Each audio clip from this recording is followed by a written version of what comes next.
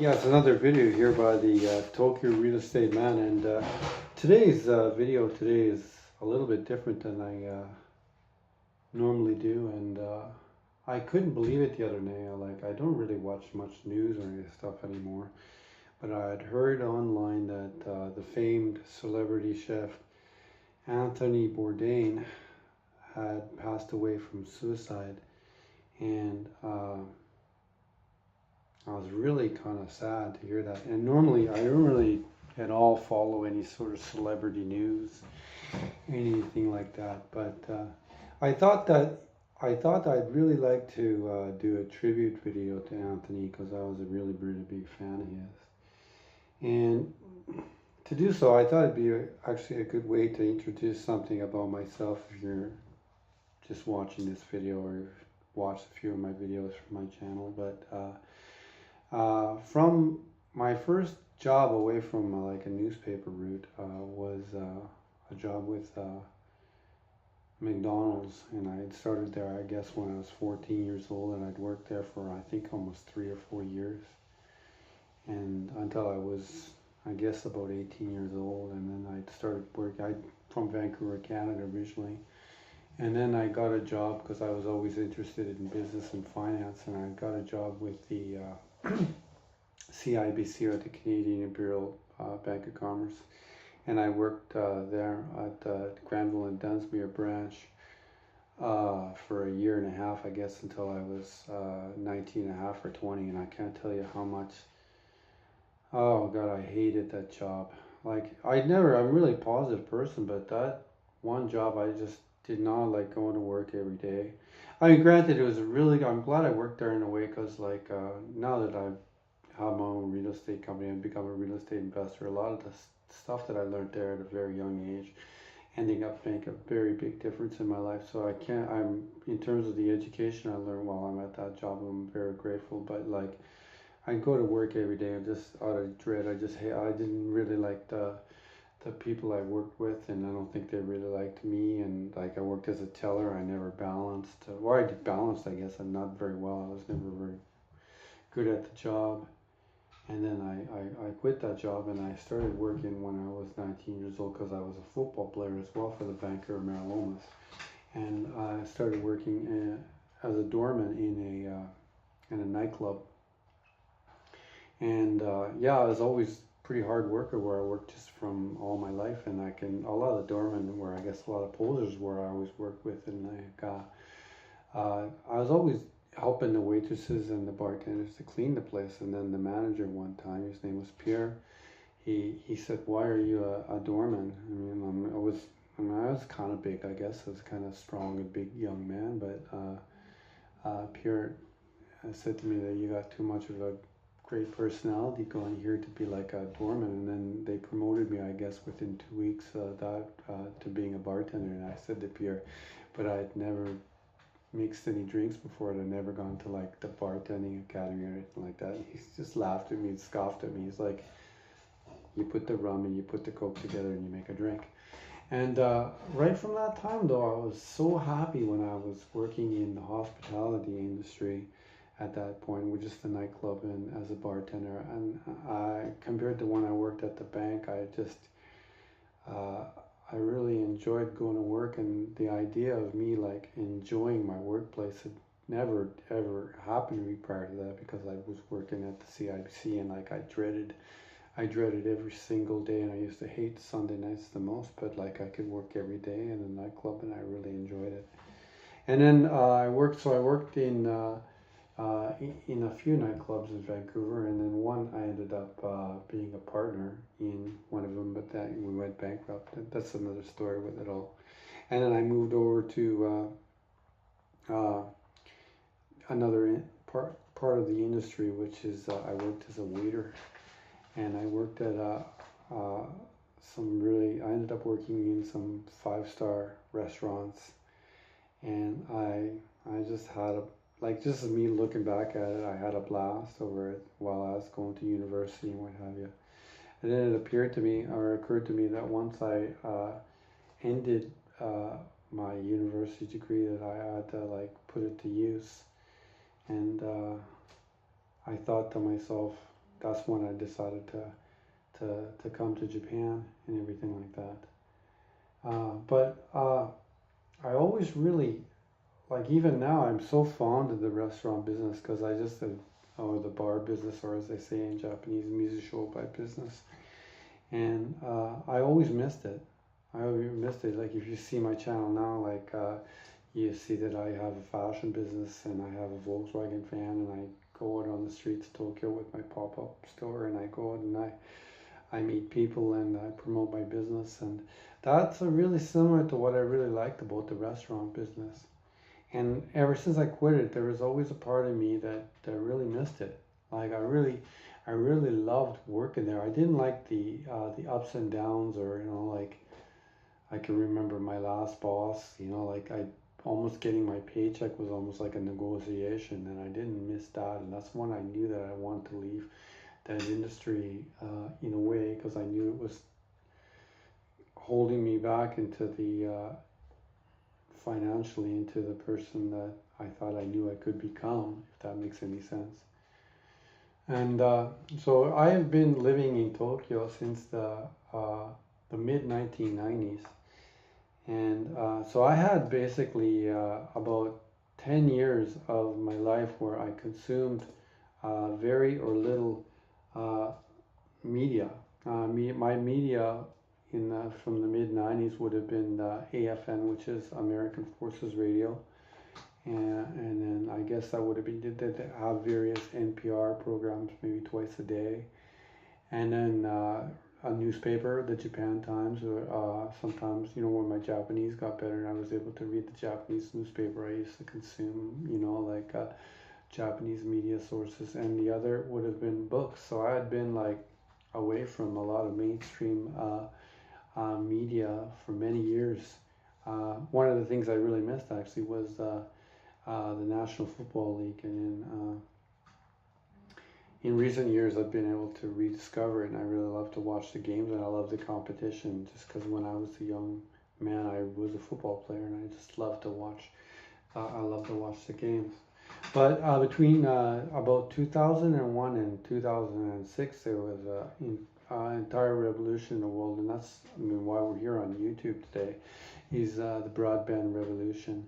And then what that represented to me slowly, it didn't really come in one day, but slowly between 2002 and 2006, I began to increase my, I got more and more exposure to like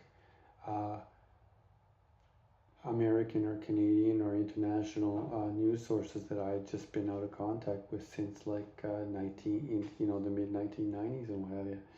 And then when YouTube came along, that changed my life in a really big way, and I really love to watch even that first wave of YouTube channels. I loved watching people's YouTube and all the information sharing that was going on. I felt like I was going to college again in a way, just by just watching videos and stuff like that.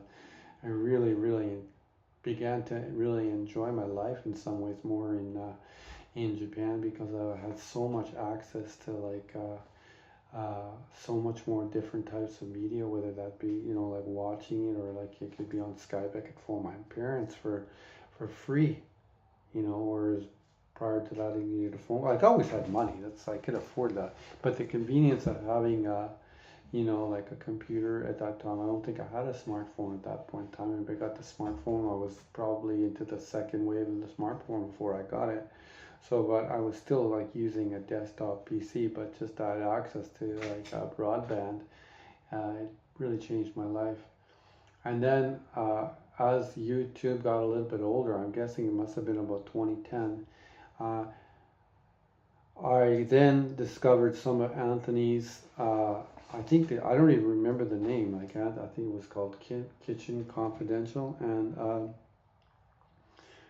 I really started to, I think I watched all the downloaded episodes that someone had put on, I guess it'd been on various sort of YouTube sources, but I really started to, I really enjoyed the show in a big way. And the reason that was, it just allowed me that contact into that view into the restaurant and hospitality industry that I had lost just from working, in regular business and what have you. So I really loved the show.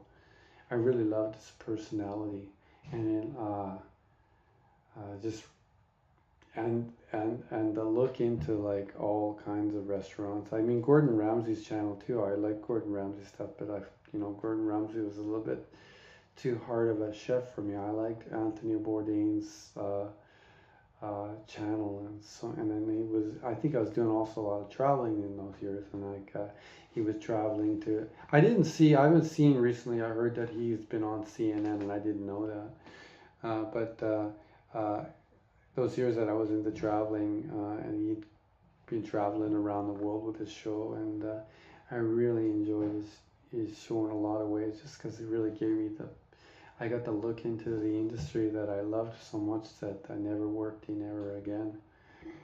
And then there was one particular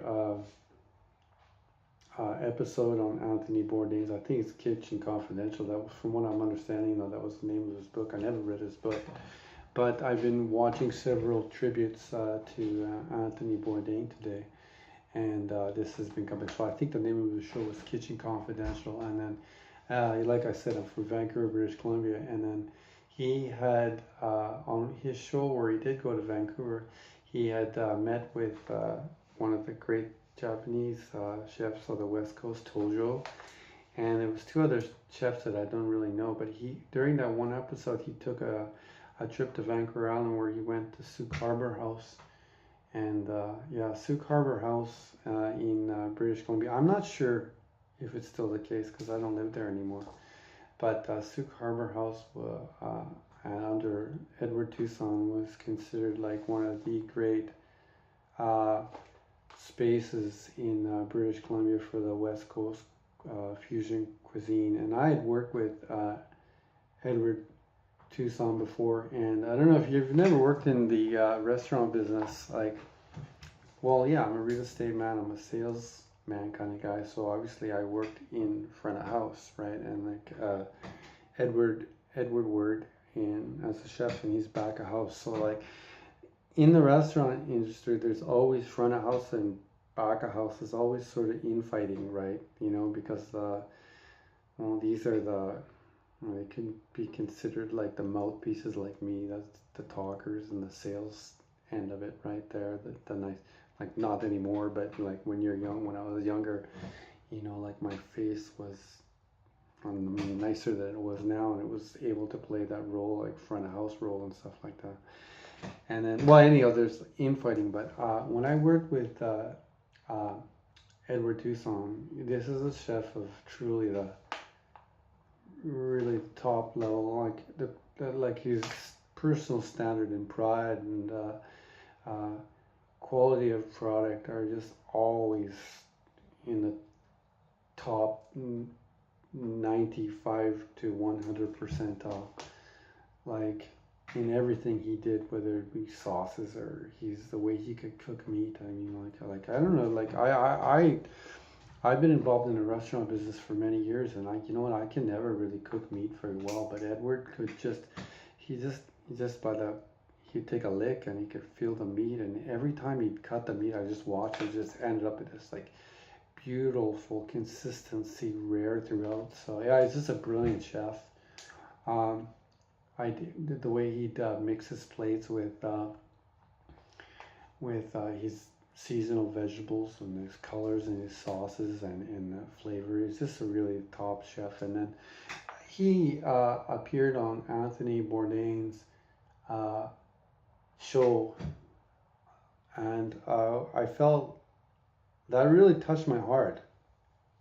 That first of all, I was really proud that Edward could come on TV, because he really deserves to come on like an international television show to show his talent. I was really happy about that, and I was really also happy that Anthony Bourdain would recognize a talent like Edward Tucson. So yeah, today is just a little bit of an introduction about something about myself, but really a tribute, right, to Anthony Bourdain. I don't know what to believe. Like, I'm like his suicide. I don't really have time to investigate whether something like that is true or not. But homicide, suicide, I don't know what to think. I was watching a video earlier today by a man I follow. His name is Dr. Paul Cottrell, and he had done a video today on Anthony Bourdain, and he made some really good points in the video, and really touched home to me. With me is he really liked Anthony and his show for his humanity, and I think I did too.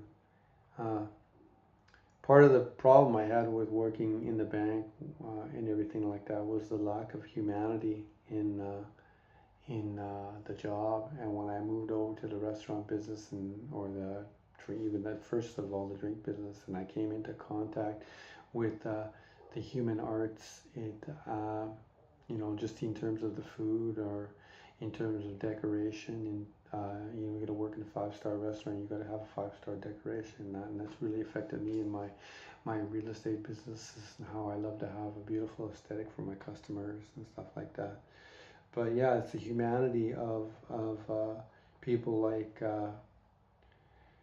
Anthony Bourdain on a mass communication level, or Edward Tucson. I was able to work with him, and like coming in close contact with like a man that was involved in creating food in an artistic level, and like coupled together with this idea of like creating an experience to be like a culinary experience near perfection. It was a really good effect on my life. I just love it. So yeah, Mr. Paul Cottrell, you made a very good video today about the importance of our humanity, and how Anthony Bourdain really on his show and everything like that, he touched a lot of people. And Anthony and your family, I want to thank you for your show. It made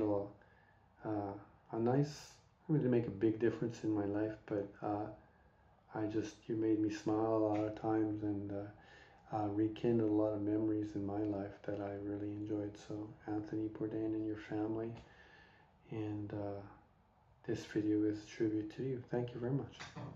Tokyo Real Estate Man signing up.